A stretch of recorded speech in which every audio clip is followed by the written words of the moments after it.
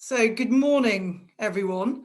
Welcome to the Save Our Soils conference. I'm sure everyone else has been welcoming you also, but I will welcome you again. A very exciting conference.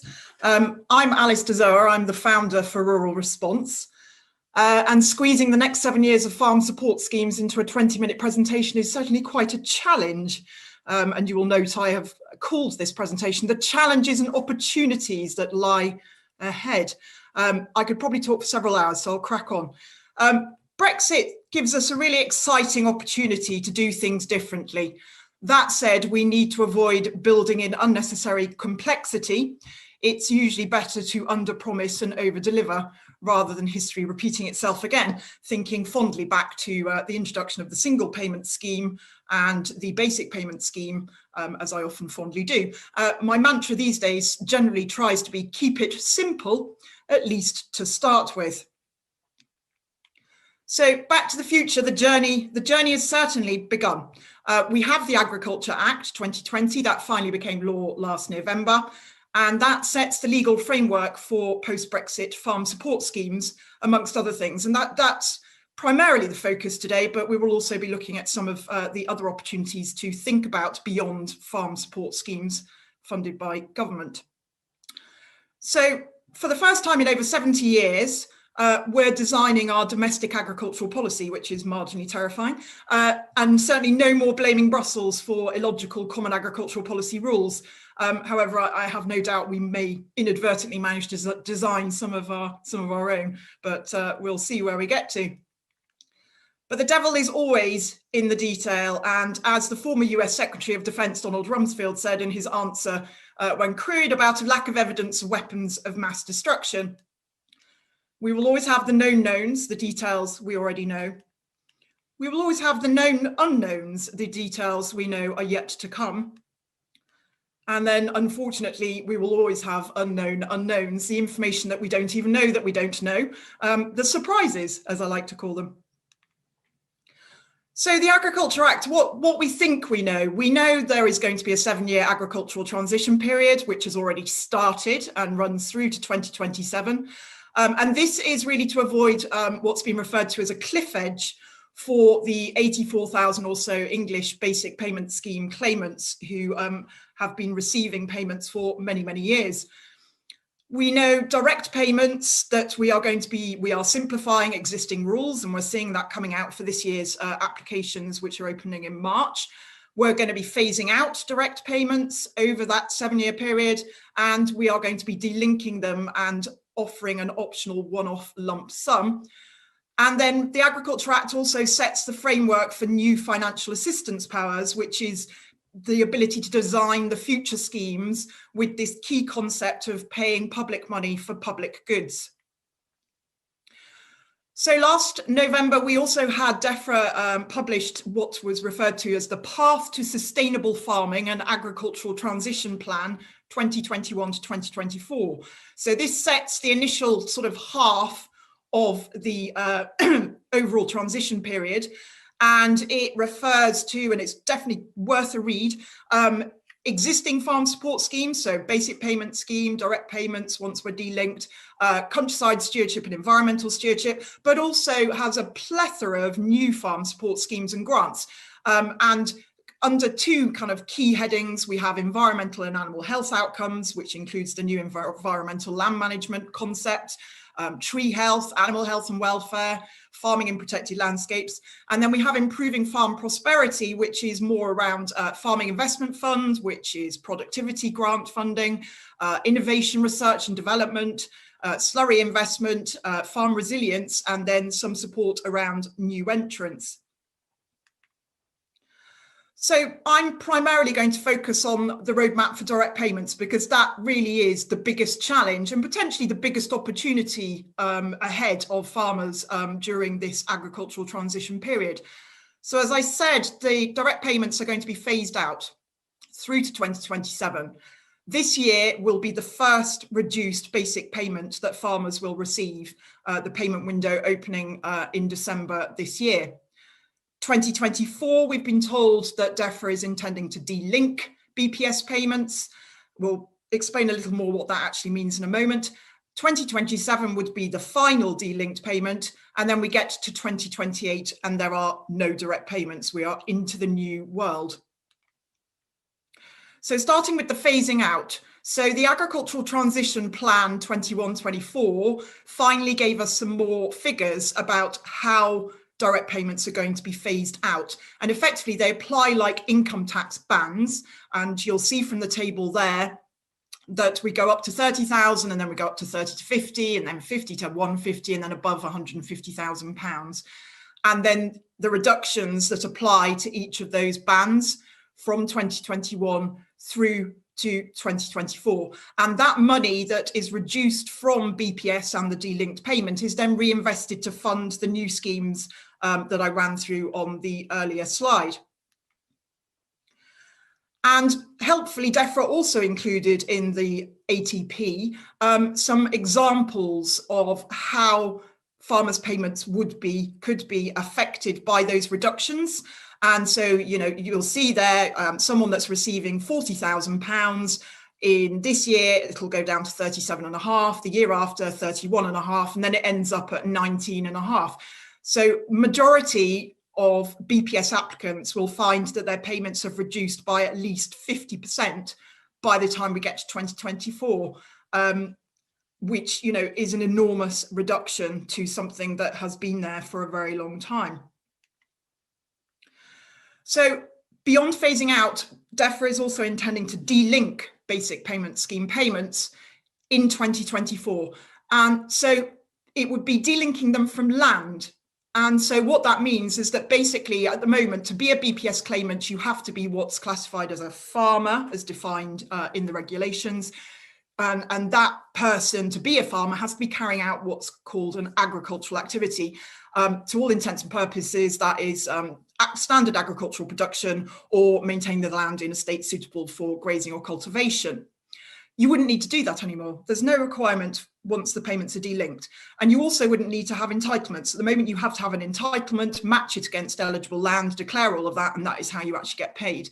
In a delinked world, that wouldn't happen anymore. The detail that we haven't got yet, so the known unknowns, is who could be eligible to receive that delinked payment. Will it be a historic BPS claimant? There's going to be a reference period. It could be 1 year, it could be several years. There's the whole sort of landlord-tenant area of who's going to be eligible for it. It should be the tenant if they've been the BPS claimant in the relevant reference period. New entrants that start after that reference period, they would be ineligible for the delinked payment. So all of that detail is yet to come. And then there's a whole further area of kind of complication or consideration, is that if you have a reference period, and then there are, let's say, a couple of years that pass from that reference period until when we actually delink, there's business structure change. Inevitably, there's business structure change. Businesses split, businesses merge, there's inheritance, there's divorces, there's all sorts of things that can happen. And we saw this with the introduction of the single payment scheme back in 2005. That also had a historic reference period, and there had to be rules there to deal with business structure change about who was eligible for the payment and how to apportion that payment. So those rules are yet to come. What could the delinked payment be worth? So as I said before, BPS at the moment is based on area. Eligible land plus entitlements equals payment. Delinked payment, you don't have any eligible land, you don't have any entitlements. So again, we get into this arena of having a reference amount, which again could be a single scheme year or an average of scheme years. We don't know what those years will be. DEFRA is due to consult on all of this, hopefully next month. And so it will be inherently important that the eligible land area and the entitlements data is correct, so that that historic payment calculation is then correct. And hopefully farmers will be given the opportunity to check those calculations to make sure that their delinked payment going forwards is going to be based on the correct foundation amount from that reference period. Then we have this lump sum exit scheme, which an awful lot of people have become very, very focused on. This is a one-off optional lump sum payment. At the moment, DEFRA is proposing to offer it in 2022. It isn't currently clear whether it would be offered any other year. Don't be expecting that it will fund your new purchase of a Ferrari or your retirement to Barbados, because it won't. We are, again, waiting for more information around this, and that should be in the proposal due next month also. So today is about challenges and opportunities. The impact on having no direct payments from 2028 is quite stark. I always say a picture speaks 1,000 words. And this is from the DEFRA Farm Business Income information that's available on gov.uk for the year 2019-20. And you will see from that the light blue is the basic payment scheme. And the kind of speckledy colour is agriculture. And you can see from that we have people making losses within grazing, livestock and lowland, grazing, livestock, LFA, and then we have mixed. And if I go on to the next slide, this is the actual underlying data that graph is based upon. And you will see, again, when you look across the various rows, that the importance of the basic payment scheme for plugging the gap for losses that are made in certain sectors. And that is going to require quite a reality check for those businesses in particular, as well as others. So how do you plug that gap? Well, we've got the new environmental land management concept, which is to replace basic payment and countryside stewardship from late 2024. But clearly we've got BPS payments reducing from this year through to 2024 and beyond. And so it's considering how to manage that reduction in BPS when the core part of ELM, as I'll call it, is not available until late 2024. So in that intervening period, what do we have? Well, we've got the 3-year ELM national pilot and the SFI phase 1 aspect of that, as Eustace announced at the National Farmers Union conference yesterday, is due to open for expressions of interest next month. But then there will be other aspects that are then piloted in future phases. We have the simplified countryside stewardship scheme, which is open for applications now, and that could give some funding certainty. We've got higher tier, mid-tier wildlife offers, there's woodland support, there's a new capital items package. You know, for example, if you applied to mid-tier, you'd get an agreement starting 1st of January next year. That would last for 5 years. A concern that some people have, well, I don't know that I want to commit to that for 5 years, because then I might want to go into ELM instead. And if you have a countryside stewardship agreement that starts 1st of January 2021 or later, then you have the possibility of being able to exit that early without penalty if you apply to ELM and you are accepted. So that does give an element of flexibility for you to evaluate what might be better for your business. And then in 2022 and 2023, we have this sort of prototype sustainable farming incentive, the SFI, which is sort of the kind of entry-level scheme aspect of ELM. So the key principle of environmental land management is basically paying farmers and land managers public money for using their natural assets to deliver public goods. What sort of natural assets are we talking about? We're talking about soil, important for today's conference, hedges, woodland and trees. We've got ponds, rivers, hay meadows, salt marsh, improved, unimproved grassland and moorland. Those are some examples.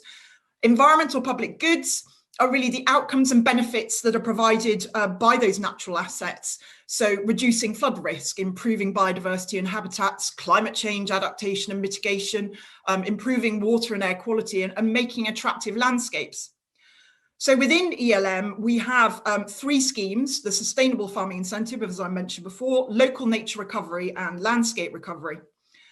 And Sustainable Farming Incentive is really this entry-level route, and as DEFRA said, is to help farmers embed environmentally sustainable practices into their businesses. We've got the pilot, which is going to be opening shortly for EOIs. You know, reduced numbers, 1,000 participants. This is a pilot. This is testing out things to make sure it works before it's rolled out as its prototype in 2022. And then it would be fully available from later 2024. likely to initially, at any case, be based on income foregone costs incurred in terms of payments and payments for actions. So very much like the existing agri-environment regime. We then have local nature recovery. This is a higher level scheme, more engaged, probably involving something called a land management plan, where you'll identify your natural assets and identify what ecosystem services could be delivered from those assets. More local governance. We need to see how this will tie into local nature networks, etc., within the Environment Bill. Encouraging collaboration is definitely very key to this, and perhaps higher payments, more than income foregone costs, with competitive entry. We then have landscape recovery, which is very much landscape scale on a national scale to deliver national policy objectives, so net zero commitments. We've had the 10-point plan for a green industrial revolution, and within that talked about landscape recovery projects, which are going to be piloted through ELM. And the intention is to restore the equivalent of over 30,000 football pitches, which apparently, according to FIFA, is that you've got about 0.62 to 0.82 hectares per pitch, who knew, of wildlife-rich habitat. But also peatland restoration is a key aspect of landscape recovery. So to give you an overview, here is a table I've put together so that you can sort of see and picture the transition from the direct payments world that we are in now and countryside stewardship towards the new world of environmental land management.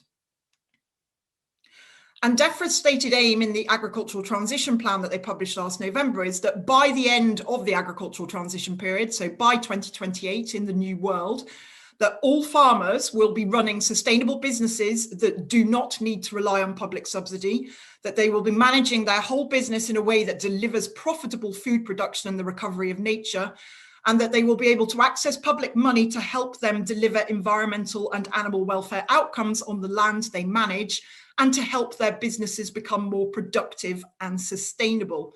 Very important, obviously, in the context of this 3-day conference and what's going to be covered. Beyond government funding, there are other market opportunities, though, to think about. So having gone through identification of your natural capital assets, which forms your baseline audit, then you evaluate any potential benefits and outcomes that the natural assets can deliver, so your ecosystem services. And within that, there is quite clearly a role for regenerative farming, which I'm sure will be covered by other very wise speakers over the next 3 days. But then it's important, having got that baseline, to investigate what other market opportunities. So you look at the government funding, you evaluate, is that something that you want to consider? But there's private demand, there are water companies, there are developers, there are food processors, there are big corporates out there that are very interested in regenerative farming, sustainable farming, carbon, etc., etc. And I've given you some examples there. We've got biodiversity offsetting, which is due to come forward in the Environment Bill when it comes out of its coma again. We've got nitrate offsetting, carbon offsetting, public access, green prescribing. That's a big emerging thing. But clearly, to finalise, one size won't fit all. We've got almost 84,000 English BPS claimants that we've got to transition to this new world in 2028. Many who have very little experience of delivering environmental services or being engaged with agri-environment schemes. We've got 7 years to adjust. And we did this under the single payment scheme back in 2005. We had a 7-year transition period for people to go from all of the various livestock schemes and arable area payment schemes, etc., to an area-based payment. And everyone said that they didn't think they were going to manage that. They managed it. There is going to need to be a change in mindset for some people, and recognizing that the future will involve delivering these environmental services, but that they can coexist with food production and they can in fact enhance productivity, for example, soil. In some cases, delivery of these environmental services may be more appropriate than agricultural production, which some people will not want to hear, but for their land type, for their business, if food production is not economically sustainable, they need to start thinking outside the box and looking at environmental services. So my final comment would be the absolute inherent importance of evaluating now, reality check, identify your opportunities, prepare and adapt. Many thanks for listening to that whirlwind update. I hope that's been useful as a start to the broad spectrum of presentations to be covered over the next 3 days, and it has left you with some food for thought. Thank you very much.